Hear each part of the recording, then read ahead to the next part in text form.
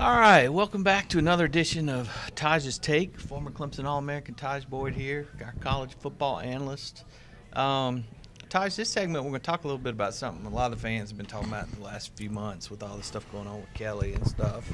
We're going to go at it from a little bit of a different slant. You went through this in your years. Let's talk a little bit about when you have a quarterback coach outside of Clemson. Obviously, you had Whitfield that you worked with, and then so you got him telling you one thing, you got the coaches at Clemson telling you different things. First off, what's it like trying to carry both of those and listen to different voices? It's tough because you get mixed messages, especially in the locker room.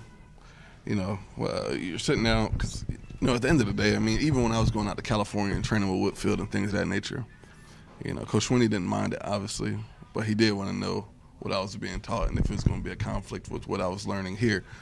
Because it is. I mean, it was totally different mindsets. And as a quarterback, I mean, you have to solely be locked in to what your regimen is and try to perfect that, perform it, daily so that it becomes common practice and it becomes the norm for you.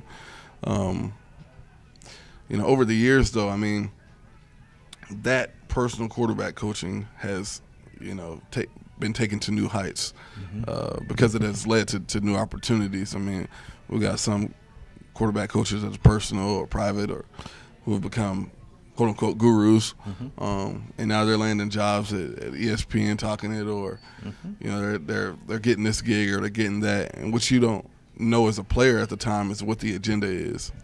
Are you really here for me to get better as a player altogether, or is this maybe something that's just going to lead to you trying to build your business? Absolutely. So I mean, at this point, like the way it's working, the higher profile the player is in high school, the more these guys are getting grabbed at. The better college prospect they are, the more these combine coaches are grabbing them. Because at the end of the day, it is an arms race, literally. They're trying to build their portfolio, their resume, with the talent at hand so that it helps in every other department. And look, it's business, man. So it is what it is. But, I mean, it becomes tough when you're talking about, what this player needs to do, what he should do, and how he's going to get there, and who's going to be honest with these kids and who's not. So, depending on what age you start at, I mean, you could be, 8, 9 years old and working with a guy. You may not have the talent. And, obviously they'll tell you that because they want to keep making the money. Or, you could become a high-profile athlete and, getting pretty much poked at, trying to get pulled in every direction. And what it does is cause confusion. I know that I went through it when I was even getting ready to figure out what I was going to do post-Clemson, what I was going to do for the Combine. I mean, I had this agreement set up with this quarterback coach over here. I ended up doing something else. It became a whirlwind. Friction. Yeah, the guy that I was supposed to work with, he had pull in areas that I didn't know he had, so he started bad-mouthing me, and it became this issue over here. So it becomes just a sticky situation, and one that these kids should never be in, because at the end of the day, the whole idea is to make sure that these kids are getting put in the best position possible and being told the truth, because it always should be about the kid as a whole. Well, and you coaches at Clemson, obviously – typically have the kid's best interest at heart. The situation is a little different now at Clemson too, because you've got Brandon Streeter in there. You had Chad Morris, but he was doing dueling duties. More of an OC than he was quarterback coach. You've got somebody concentrated just on the quarterbacks. Doesn't that complicate things even more? Yeah. Especially when you're talking about football conversation and talking in general, because you could be saying the same thing, but it sounds totally different. And if the lingo and the terminology isn't the same, it becomes an issue at that point. If they're telling you, all right, you need to read it based on this leverage right here, or this coverage or this shell right here, and it doesn't sound the same way that your actual coach is telling you, then it becomes a problem, because we're not thinking the same. And if we're not thinking the same, then I can't coach you the way I want to. It really is a tricky deal, because as a collegiate coach or NFL coach, you want your players to get better. You want the offseason to be productive. You want their downtime to be productive. You don't want those guys just going out there and playing video games. But at the same time, you don't want it to become to a point where it puts these kids in harmful situations where they're not being told the truth, and guys are like, oh man, you should do this, or you should do that, because at the end of the day, these guys are your coaches and not your consultants, and that's what it becomes after a while. Obviously, the Kelly Bryant situation, from the information we've uncovered, Dabo gave Kelly all kinds of choices.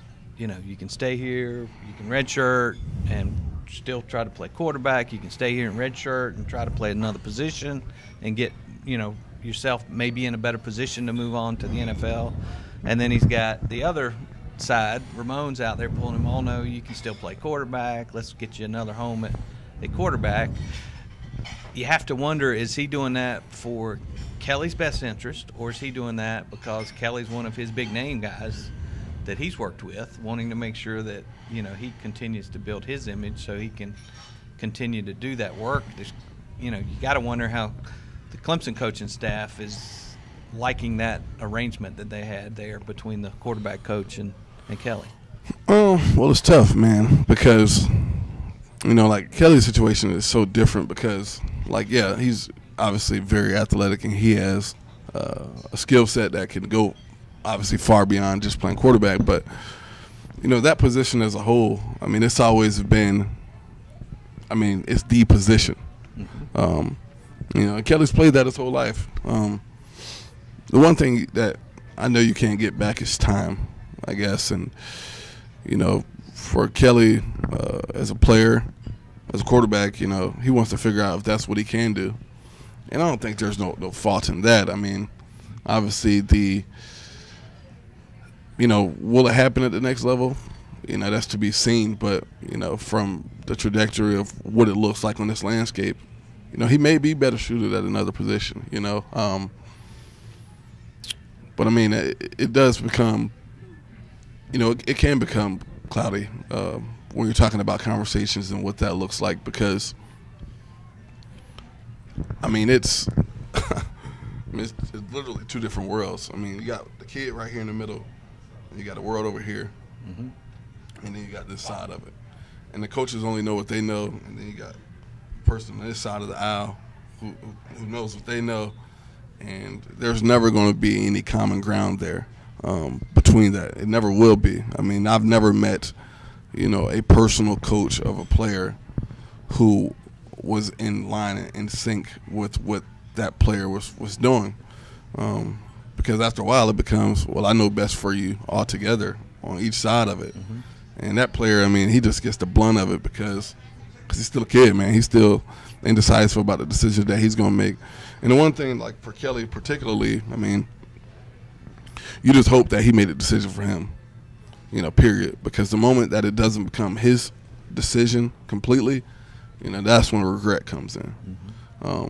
Because, your gut might be telling you one thing, you might be getting pulled over here.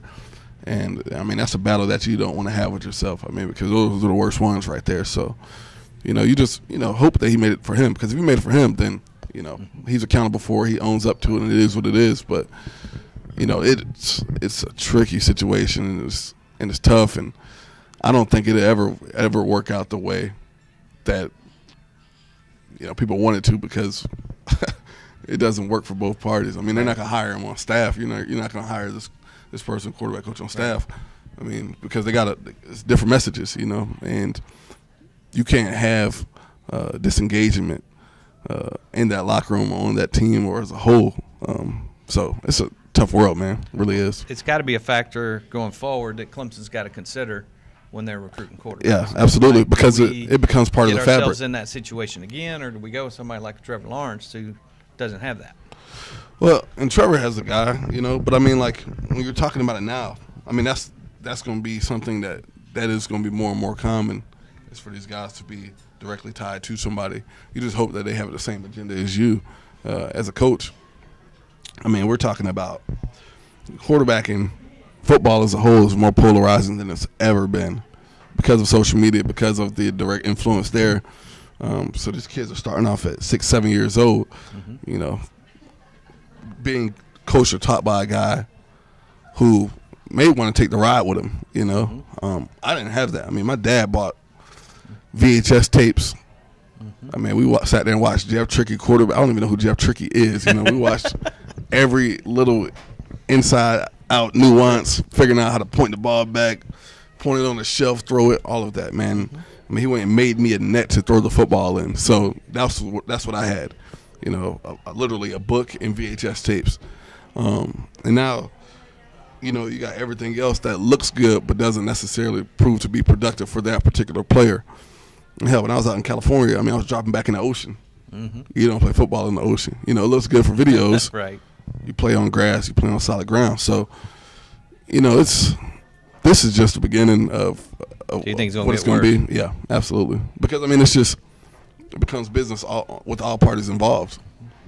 You know, once dollars get pulled into anything, it becomes, you know, mass confusion. That's why, I mean, like, Clemson knows what they know, but after a point, they're still naive because they're not in that business of it. You know, Right. They're in the business of building players and men and all of that. But there's a whole other side of it that they don't want to see or they don't know exists because, you know, it doesn't work with the message that they're teaching on a daily basis. All right, we appreciate Tajh giving us his thoughts on that. Obviously, somebody that's lived it, you know, gone through it, had his Coach Whitfield, and, you know, some things worked out well and some things didn't work out well there. But just thought it'd be good to explore that with you guys and let y'all hear some of Tajh's thoughts on that. Thanks, Tajh, for that, and stay tuned to TCI for the most complete coverage of Clemson football.